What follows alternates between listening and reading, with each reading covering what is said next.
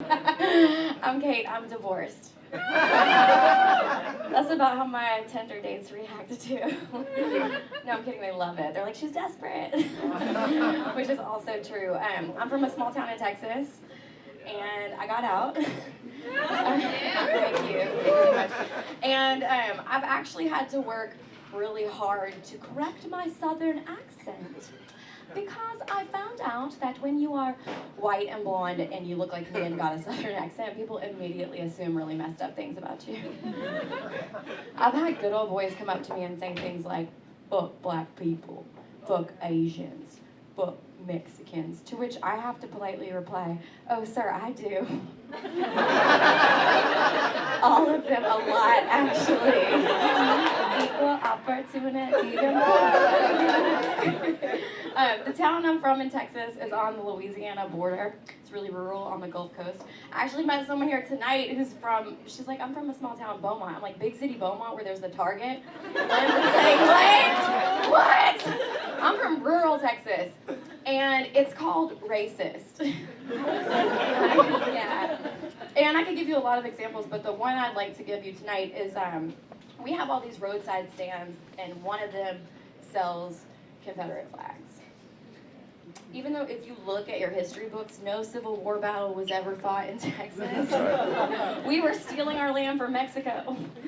Sorry. And it makes me so mad for a lot of reasons, but one of them is that they call it the one-stop Confederate store.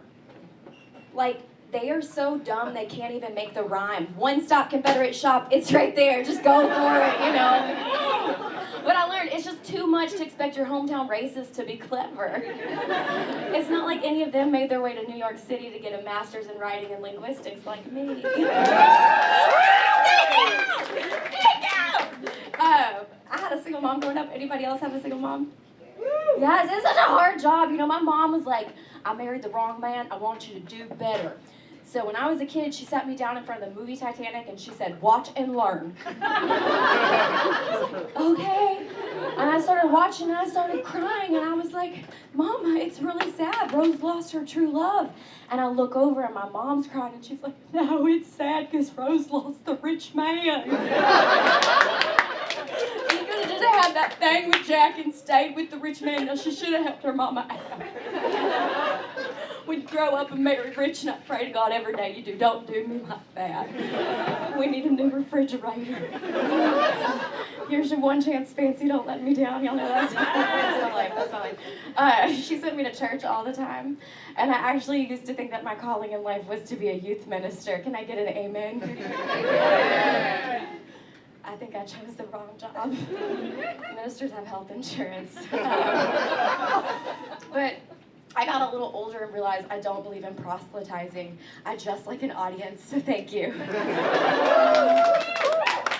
But I called up my mom and I thanked her. I was like, thank you for raising me in the church because it gave me this good foundation of community, taught me about crazy stories. And she was like, honey, you don't gotta thank me. I just sent you there for free childcare.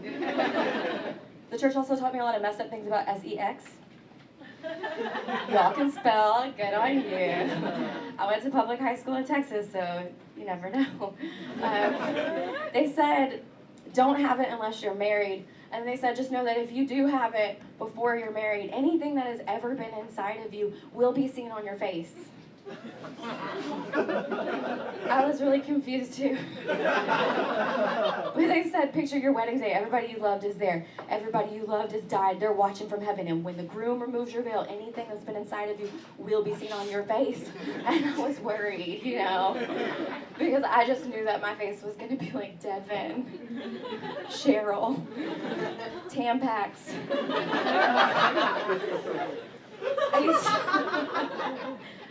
That is a weird joke. I used to wait tables in college. Anybody else wait tables? Yeah, it's a hard job. It's a hard job. Tip your bartenders. If you've ever waited tables, you know that there's usually that asshole manager that could be a man or a woman, and they're on a power trip and they give preferential treatment to the people who like flirt with them and go out with them, and they always have a herpes sore on their mouth, right? Well, I wasn't playing that game. I kept getting the bad shifts, and I called up my mom. I was like, here's the deal. Should I just hook up with my manager? The waiters here love that. They're like, should we? We're working on Thursday. Saturday's better. So my mom hit me with that motherly advice. She was like, baby, I raised you better than that, okay? If you are going to sleep your way to the top, do not sleep your way to the top of Carrabba's in Beaumont, Texas. I was like, okay, you're right, like Mark Zuckerberg or Jeff Bezos. She said, no, Outback Steakhouse. I want a bloomin' onion. Oh, God. So when I grew up, I made my mom super happy for like a hot second because I did marry someone who was really rich. I did. She was really proud. And I would always tell everybody, I'd be like, this is my husband, Joshua. He's really rich. He did not like that. Y'all want to know how to tell if somebody is rich? They don't like to be called rich.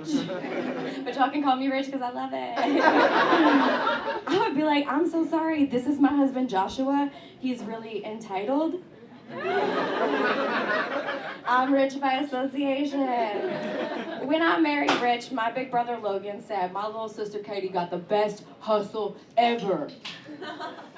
He said that at my wedding, so it was awkward. But y'all have to realize my brother Logan is a straight up alcoholic, you know? And don't feel bad. You don't. You're like, alcoholics. Don't feel bad for him because he used to be a crackhead and now he's just an alcoholic. We will take it. We will take it. The marriage didn't work out. I'm getting light. The marriage didn't work out because it started out traditional and then he wanted to become polyamorous. Y'all know what this is? It's so yes, it's so trendy. You know, everyone was trying it. Some people call it open. Some people call it thruples. I call it cheating. Okay, cheating. And at first, I was really excited. I was in grad school in the Bay Area, reading The Ethical Slut, and I bragged to this chick, and I was like, "Just want to let you know, me and my husband, we're polyamorous." And she was like, "Oh, wow, me and my partner are boring. We're only poly at Burning Man." And I was looking for community, so I told my gay guy friends who were just married, I was like, nah, me and my husband, we're just like you and your husband, we're open, we fuck everyone. And he got really mad. He was like, Kate, Enrique and I are in a traditional marriage, okay? We cheat and never mention it. I'm Kate Robards, thank you so much. Thank you.